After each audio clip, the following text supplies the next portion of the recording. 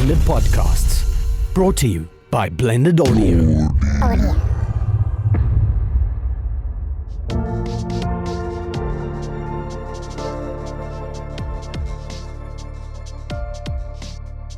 ArtPod is a South African-focused visual arts podcast hosted by Claude Chandler. Join me weekly every Saturday as I'm joined by a new guest who occupies a position within the visual arts community, ranging from fine arts, tattooing, framing, and logistics. Cool. Welcome to another episode of ArtPod. I'm joined today with Adele van Heerden. Was it Oh my lord, I'm so tongue-tied. Is it Adele van Heerden tutor now? No.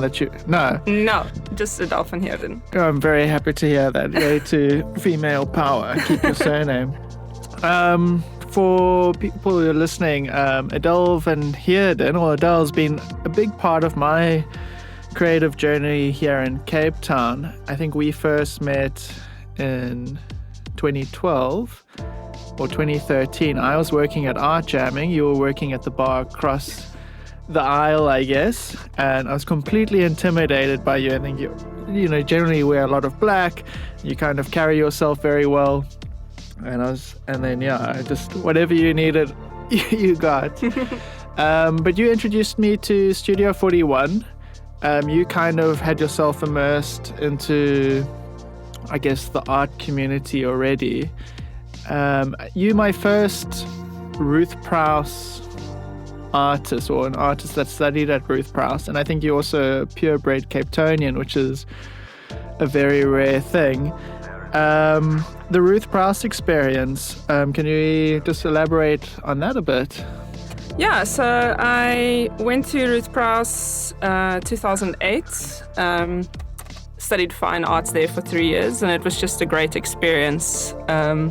Majored in fine arts, so very practical experience, lots of drawing every week, lots of painting. So that really just made me develop so quickly as an artist. And before joining Ruth Prowse, was there a sense of pressure from your family to pursue or study art, or did you feel you wanted to just jump into the art community, or was studying art a big was it an important process for you? I think art was always the most important activity for me growing up. I didn't really have much else that I was focusing on at that point. So I knew whatever it was going to be a creative field, whether it was design or animation or fine arts. Eventually I decided I just wanted to draw all day. So, and Ruth Prowse was the best place for that, I think. So there wasn't much pressure from my family. I think my family were quite understanding and just wanted me to pursue whatever I felt strongest about. So that's great. I mean, and with the Ruth Prowse system, do you, from the get-go, say fine artists, or do they kind of they do an introduction course and you kind of dabble with everything and then you choose a path? The first year is basically graphic design and fine art together, but I did enroll in fine art to begin with, so there was an option to cross over into graphics if I wanted to, but I didn't really feel the calling. So funny enough, now I think in your work there's definitely a lot of design elements to it. Is there a part of you that maybe wished you did graphic design and then flip into fine arts? So in a way you had both skills or career path? I definitely considered it when it was time to make that decision, but in the end, fine arts was just, I knew it was the right thing for me. But I do follow a lot of illustrators and designers on Instagram, and a lot of my friends are really talented designers, so I'm really inspired by them. So, yeah. Yeah, for me initially, I think after finishing or doing 3 years and getting my diploma and then kind of entering the workspace, part of me was thinking, oh shit, maybe I should have done graphic design, which has a bit more of a commercial career path, and it just seems a bit more stable. Did you kind of ever have those thoughts go through your head?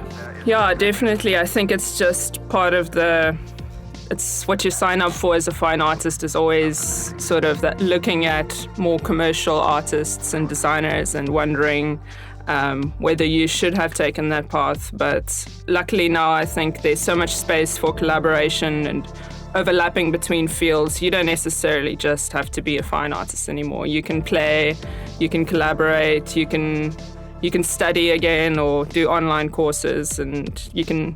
So I just had a collaboration with a gin label, and I drew these little illustrations with botanicals and ships and planes.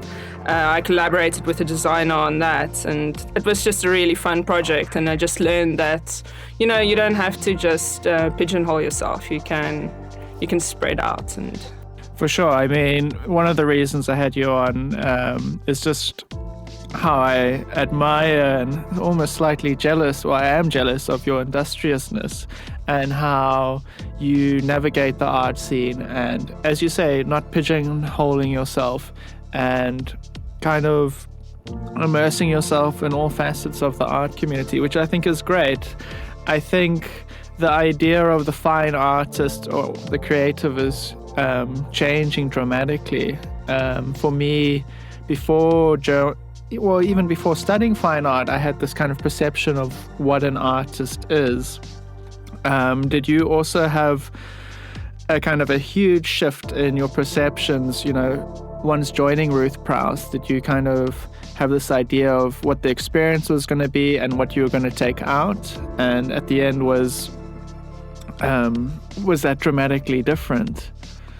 I guess going to school, you sort of learn about a certain kind of artist. You get that thick book of the art history, and you learn all about, a certain stereotype almost. And then you get there and you realize, wow, there's this whole world I didn't actually know about. Sure. I didn't grow up going to art openings. I didn't know many career artists until I got to Ruth Prowse. So that was quite a liberating thing, just realizing there's a whole other world out there to discover.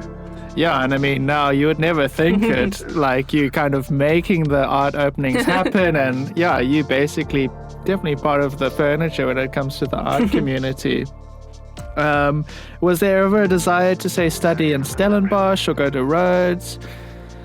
The traditional university route never really appealed to me. I was never really a study kid. I always just wanted to work with my hands and create. So eventually after Ruth Prowse, I realized I wanted to learn a bit more about history and politics and more art history. So I did a degree at UNISA for history, politics and art history. And then through that, I kind of got more of a theoretical. We did learn a lot of theory at Ruth Prowse, but not at the level that you would learn at Stellenbosch or Rhodes or UCT.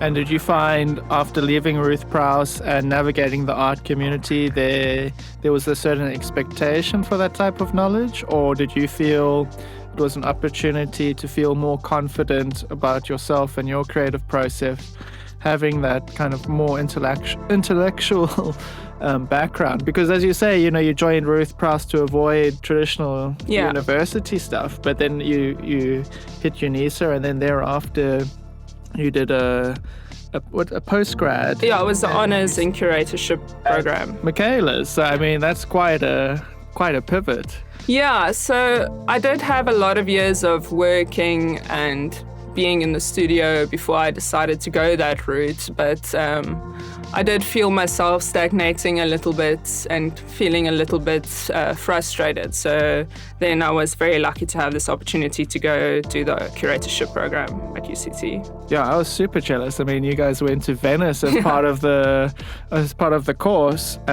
included in the fees of the school, which I would have just done that course just for that it trip. was very lucky. And just going back to the first Studio 41, there was a lot of that space wasn't, I would call, the traditional artist studio space where you have your private section and all you do is produce work. It was almost like how how would you describe it? It's like a backpackers. A hodgepodge. It was a mess. Yeah. But a beautiful mess. A beautiful mess. I think at the time and how early we were into our careers and also our age, I think that type of studio had its place, and I think we thrived off it. We actually took on a lot of responsibilities for curating a lot of shows. Do you think that kind of influenced or a bug bit in terms of a career path? Definitely. I think that's when I realized, I mean, at first we were just having fun, right? We were really just enjoying experimenting and putting these shows together and creating a space for play and a lot of first-time exhibitors and learning how the process works. And every time we did it, it just became easier or more streamlined, and that's when I realized I really like putting together these exhibitions and events. So yeah, that definitely awakened something in me. For sure. And through your studying, I know it's been very theoretical? No. Theoretical, yeah? Yeah, that's the right word. It's amazing how it's fed into your practical stuff. And I think in Ruth Prowse, you kind of started dealing with Afrikaans culture or like Afrikaans myths. I'm so tongue-tied. Afrikaans myths. And what I found is going through these institutions, you've really been kind of honing in and sharpening the message, and it's a lot more clean and precise. So do you feel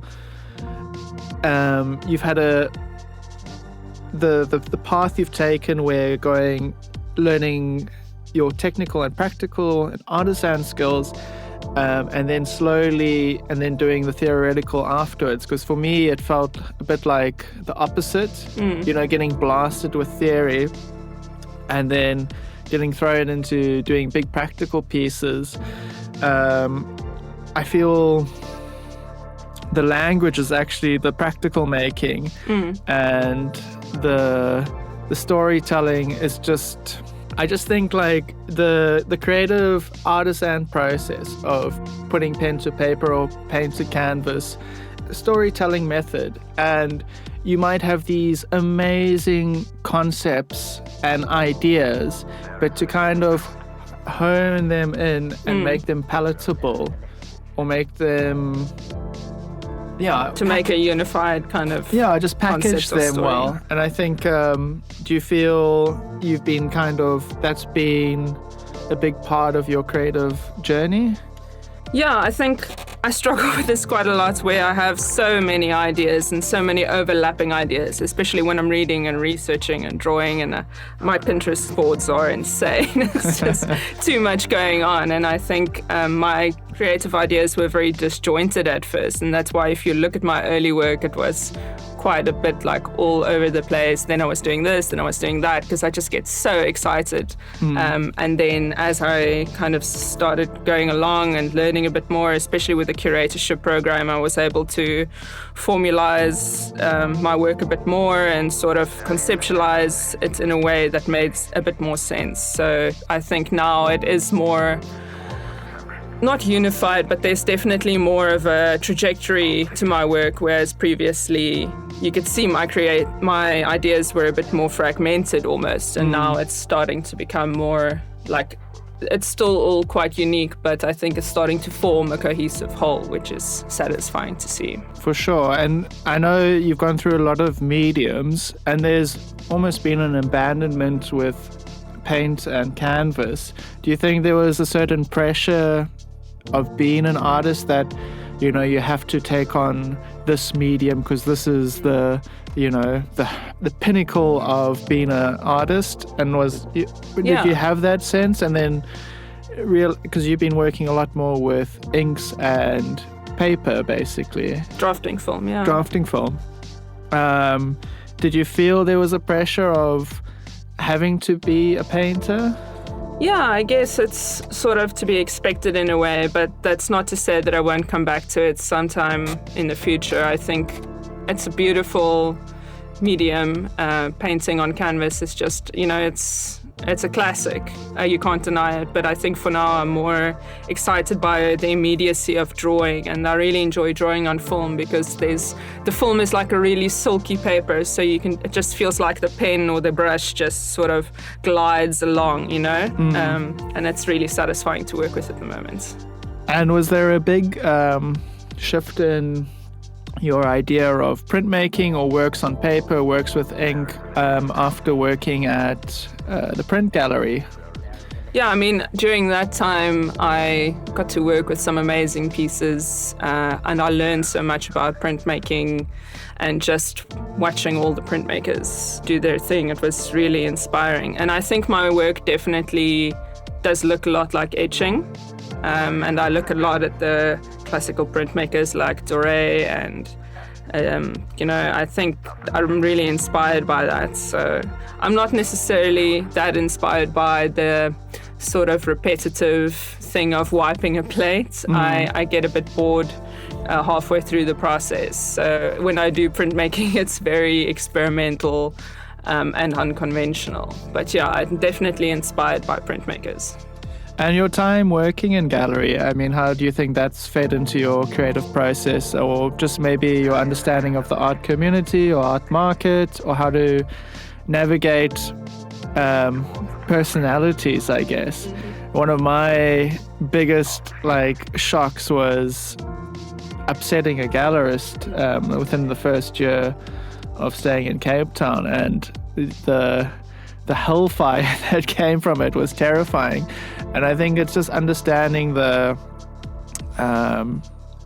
the art community is pretty small in Cape Town, and you have to navigate it a certain way, and there's certain protocols and ways to go about, again, personalities. What do you think working in a gallery? Yeah, I mean, no one teaches you these things, right? You kind of have to learn them the hard way. Fall on the knife. Yeah. It was interesting peeking behind the curtain, getting to know how the industry works. You also you hear things right away when they happen, whereas if you're sitting in a studio somewhere tucked away, it might take a while for that news to get to you. So working in a gallery, you definitely get to see things from the other side. You know what to do, what not to do next time you submit work or you deal with the galleries. So it's also just super inspiring to see how some people operate and run their businesses. I really like being around that energy and the fast pace of it all. And I really enjoy working with clients and art buyers. It's always interesting to chat with them and hear what excites them as well. So. Yeah, I definitely think, your business aspect of how you carry yourself as an artist is amazing. Well, the growth has been amazing. I think you definitely navigate that area very well now. Talking of the drama thing, with this podcast, a part of me wanted to do this anonymous drama alert, spill the beans, and then just have some muffled voice alternate. And I can tell you the scoop on XXX Gallery. Yeah, exactly. But yeah, I think that. Well, at the end of the day, I think the art world's all about relationships, and you always just want to be as clear and transparent as you can be, but don't say anything that you wouldn't say to anyone's face, kind of thing, right? For sure. I think sometimes the beans need to be spilled, especially maybe with the bigger institutions. But yeah, I think, when you're at a certain prestige or height, it comes with the territory. No, totally. I mean, if you see anything that you have a problem with or you don't agree with it, it's totally within your rights to say something about it. For sure. And yeah, so you did a long stint at Print Gallery. Around the same time, myself, you, a number of other artists, we started up Untitled Studios. And that was also quite a wild, exciting time. And also my introduction into handling the logistics of running a studio and dealing with personalities and getting all that going. Just going back with immersing yourself within the art community, you've joined I think you've recently left the Art B NGO. You've recently also joined Ezeco's Friends of Ezeco. Friends of National Gallery. Ezeco. Yeah. How important are those kind of NGOs in terms of what they give to the art community? And then also, it's not completely selfless. What do you feel you get out? Is it just establishing a presence within the art community and saying, here I am? I think these institutions are super important. I always say to artists who ask me where they should be exhibiting, I think you should always have your commercial galleries that you show with, but then you should also be showing with non-commercial spaces like the Arts Association of Belleville or Art B or Arts Association of Visual Arts, the AVA. All these places have their own space for community and engagement. I think it's a very dynamic environment. It's a bit more exciting. Not every show is sort of at the same level, you could say. Some are curated by guest curators, some of them are curated by the gallery, but it's always interesting to see, and it's usually where you'll see fresh talent first, because they're always hosting these competitions. So I don't want to diss any galleries, by the way. No, of course. No, definitely. No, I definitely see these kind of NGOs, especially like say AVA, as almost as a rite of passage. Yeah. And these organic institutions, and I find what people put in is what's going to come out in return. And I think if more creatives almost just give back some time to the community, it's just worth its weight in gold. I think it's really important to set some money in your budget aside for signing up to membership to these galleries, because I think there are so many opportunities that come your way if you're involved with them. The member shows you can apply for solo exhibitions. It's just great to chat with them and to be involved, yeah. For sure, and I think I know you planning on doing a residency in Paris, and in terms of on the application, putting down that you're part of these committees definitely helps and gives you a lot more leverage. Yeah, I think when people are selecting for residencies, they want to see that you're involved in the community.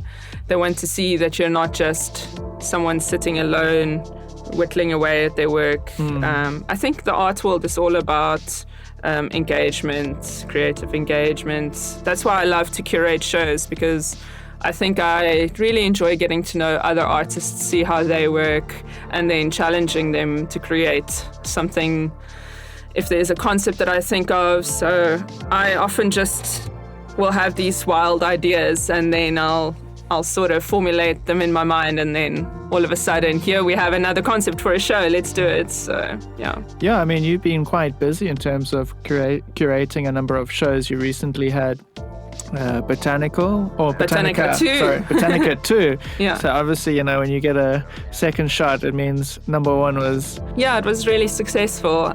So this opportunity presented itself when I was still on the committee at Art B Gallery. I really enjoyed being on the committee there, but as I'm living in Cape Town and driving out to Belleville all the time, I didn't feel I could commit as much time to it as I would have liked to. So after my first year of being in the committee, I resigned there, but I'm still very much involved with them, and they invited me back to curate this second show of Botanica. So that was a major success. For sure. It's almost I would compare, I would say equate, that's a nice word, thank you, the art world to the political world in terms of navigation. It almost feels like House of Cards here, where there's a bit of back scratching, or through connection, growth can happen and opportunities can be made. And again, I think that a whole idea of what the artist is completely changed. And I think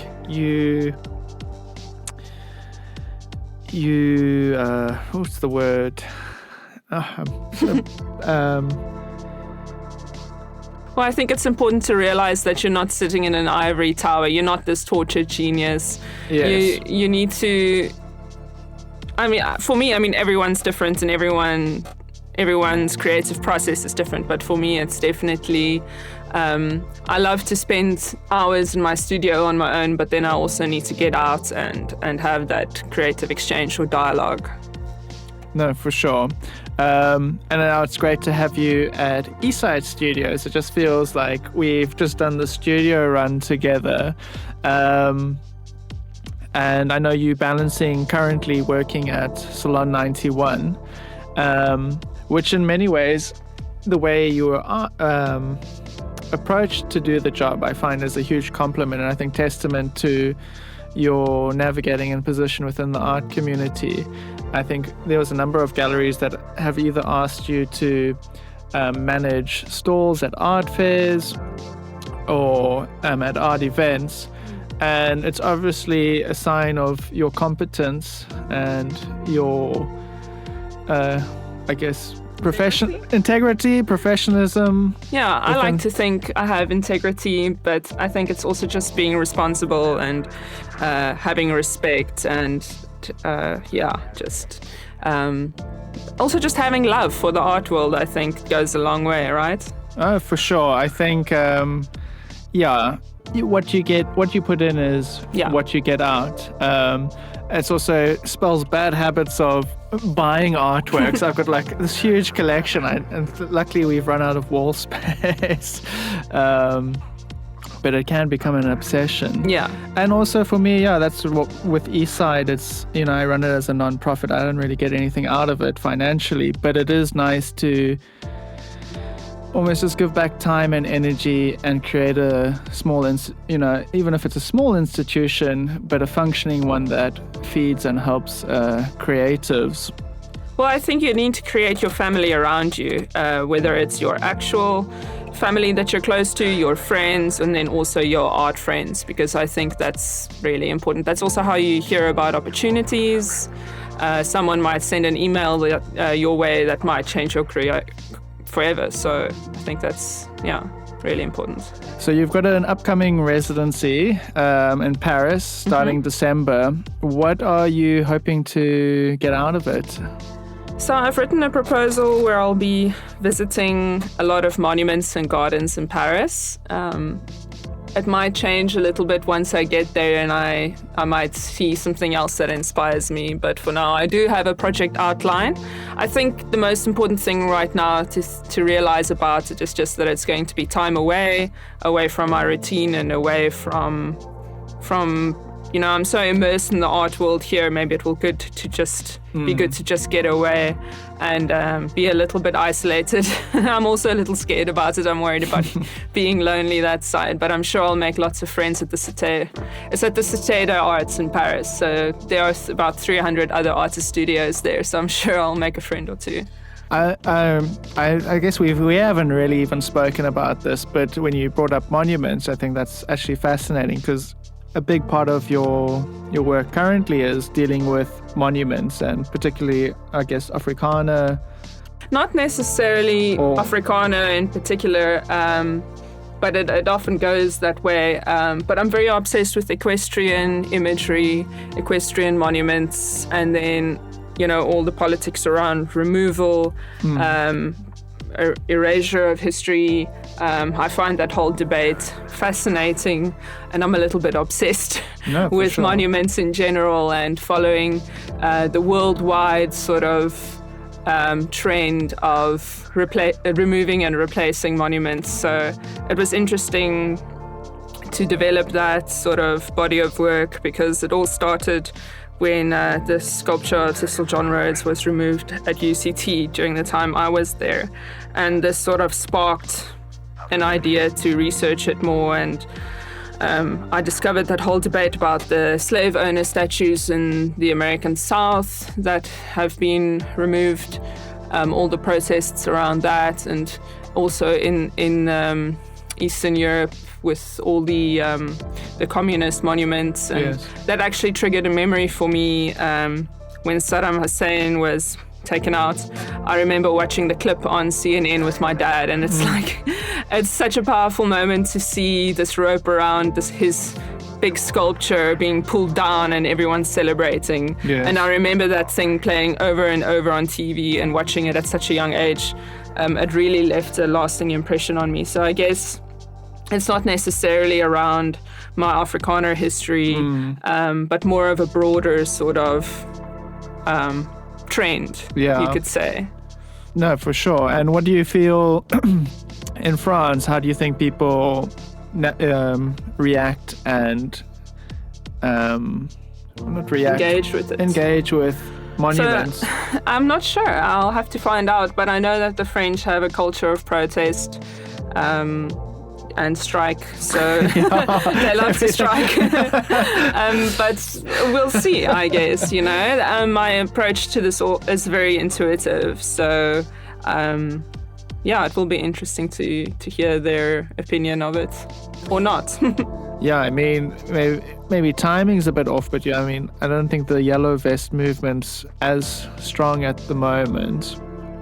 But I think, there could have been a huge reaction to that, and that, not anti-establishment, but just anti-nationalism or some resistance to a form of hierarchy or system, and these monuments kind of glorify those systems or those hierarchies.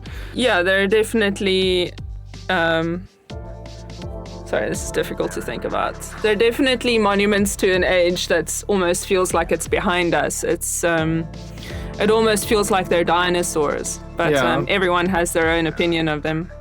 Do you think there will be these kind of holographic monuments in the near future where they can just quickly cut and change and you can't spray paint them or pull them down? And they're not. I like that idea very much. That's a cool idea for an exhibition. Thanks. I think, as soon as holographic technology comes into play, you can use that. Yeah.